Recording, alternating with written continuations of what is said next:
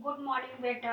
हम लोग अभी इतिहास में 2 अध्याय पढ़े थे, अब तीसरा अध्याय पढ़ेंगे, है ना। बुक से निकालिए। ये देखिए, दिल्ली सल्तनत की स्थापना, है ना। यहाँ पर देखिए, दिल्ली सल्तनत की स्थापना मतलब यहाँ पर क्या होता है, दिल्ली के आसपास तुर्क का एक शक्तिशाली राज्य बना था, है ना। इस राज्य के शासकों ने लगभग पूरे भारतवर्ष में अपना शासन स्थापित कर लिया था। इसे ही हम क्या कहते हैं, दिल्ली सल्तनत कहते हैं। क्या कहते हैं, दिल्ली सल्तनत कहते हैं।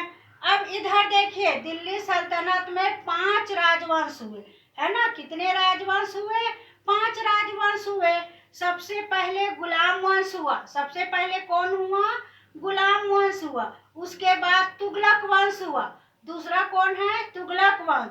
तीसरा खिलजी वंश। तीसरा खिलजी वंश। उसके बाद चौथा सैयद वंश। चौथा सैयद वंश। अंत में 5वां लोधी वंश आया। कौन सा वंश आया, लोधी वंश आया। अब हम लोग गुलाम वंश के बारे में पढ़ेंगे। किसके बारे में पढ़ेंगे, गुलाम वंश के बारे में। अपने बुक्स में देखिए, ये देखिए, यहाँ मोहम्मद गोरी लिखा है कि नहीं। महमूद गोरी भी बोलते हैं और गोरी भी बोलते हैं। ये देखिए, इस नक्शा में देखिए, है ना। पहले हम लोग क्या पढ़े थे, 650 ईस्वी से 1200 ईस्वी तक। अब कौन सा ईस्वी पढ़ रहे हैं, सन 1206 ईस्वी से दिल्ली की सल्तनत, है ना। तो कौन कौन से सल्तनत थे उसको हम लोग पढ़ेंगे। पहले कौन आए, मोहम्मद गोरी आए। कौन आए, मोहम्मद गोरी आए, है ना। मोहम्मद गोरी आए, कब आए, उन लोग भारत के उत्तर पश्चिम राज्य से आए थे, है ना। अफगानिस्तान में तुर्की से आए। तुर्क सुल्तान ने अपना राज्य स्थापित किया। 3 हुए कि नहीं हुए। ये सुल्तान अपने राज्यों को बढ़ाने के लिए आपस में क्या करते थे, युद्ध किया करते थे। आपस में क्या करते थे, युद्ध किया करते थे। इन्हीं राज्यों में था गौर राज्य। कौन सा राज्य था, गौर राज्य, जिसका सुल्तान था मोहम्मद गोरी, है ना। मोहम्मद गोरी, उसको गोरी भी बोलते, बताइए ना। तो गोरी भी बोल सकते हैं। वह कई तुर्क सुल्तानों के साथ बड़ा, लेकिन वह हार नहीं माना, है ना। वह क्या किया, अपने साहस से वह नहीं जीत पाया अपने शासनकाल से।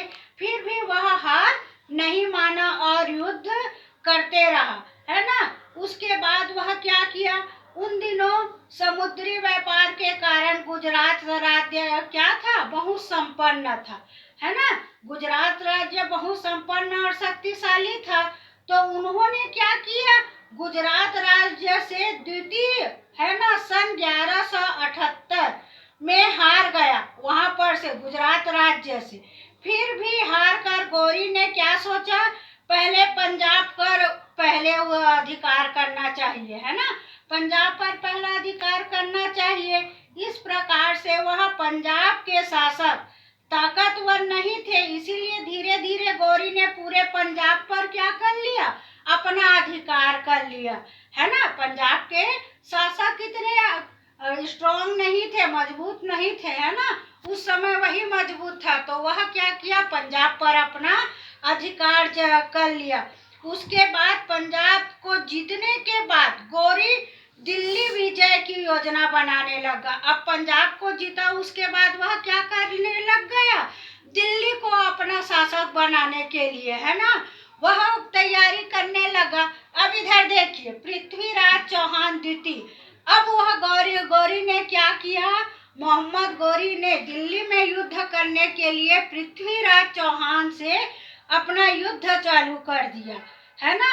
और वह क्या था, पृथ्वीराज चौहान एक महत्वाकांक्षी राजा था और शक्तिशाली राजा था, है ना। मोहम्मद गोरी की तरह पृथ्वीराज भी अपने आसपास के राजाओं के साथ लड़कर अपना राज्य बढ़ाने चाहते थे। दोनों के दोनों वैसे करना चाहते थे ना। फिर आपस में उन दोनों में भी युद्ध हुआ। उस युद्ध में कौन हार गया, पृथ्वीराज, है ना। पृथ्वीराज भी भीम से हार गया।